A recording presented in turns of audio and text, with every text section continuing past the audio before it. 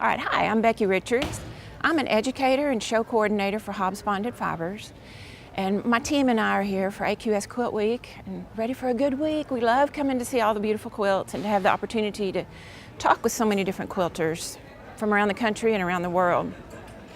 We have a lot of people coming by here asking us, what is your favorite batting? And that's a trick question. Obviously the answer is Hobbs batting is my favorite, but we have 13 different types of batting here. We bring samples of all the different bats, including little quilts that are made up so you can see what it feels like. I think it's important to know you shouldn't choose the batting just by the way it feels in the raw state. You need to feel how it's going to be when you're actually using it. You need to think about what your end goal is for the quilt. So if your end goal is to have a baby quilt that you want to be soft and cuddly, you would make one choice. You might make a completely different choice if you're doing a wall hanging that's going to have a lot of beads and embellishment and heavy quilting. What you might choose for a bed quilt might be different from a competition quilt. So that's why we have so many different choices. We have cottons, polyesters, cotton blends, we have silk and wool and some blends there.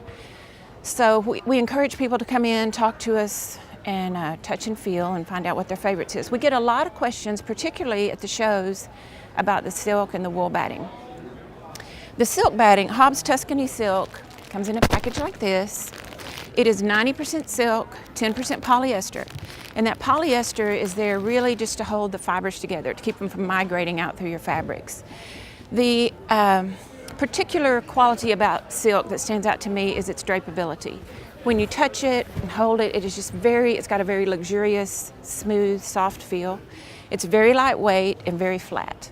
So when you use silk, it's going to be a traditional look similar to cotton, but cotton tends to be rather stiff and kind of heavy, and the silk is very lightweight. So if you have, if you want a warm quilt, but you don't want a lot of weight, you don't like a lot of weight on your feet, or say some older people don't have the strength to pull the quilt up, silk is a very good choice for that.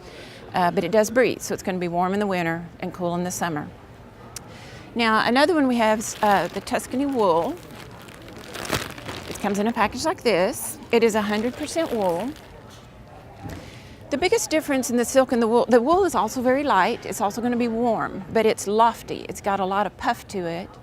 And so you get a completely different appearance. Whereas the silk is going to be flat, this is going to be almost springy.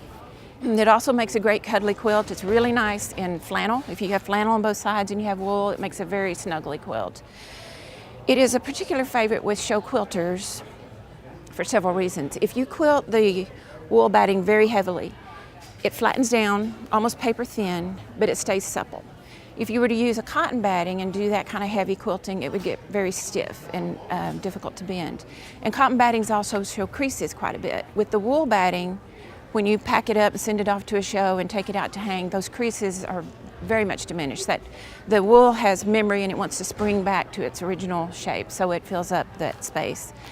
It's also a nice way to do faux trapunto. If you use wool batting and you quilt it very tightly with your machine around, the areas that you leave open pop forward and look like trapunto without doing all the extra effort with the second layer of batting. Now I will say a lot of the show quilters like to use 2 layers of batting.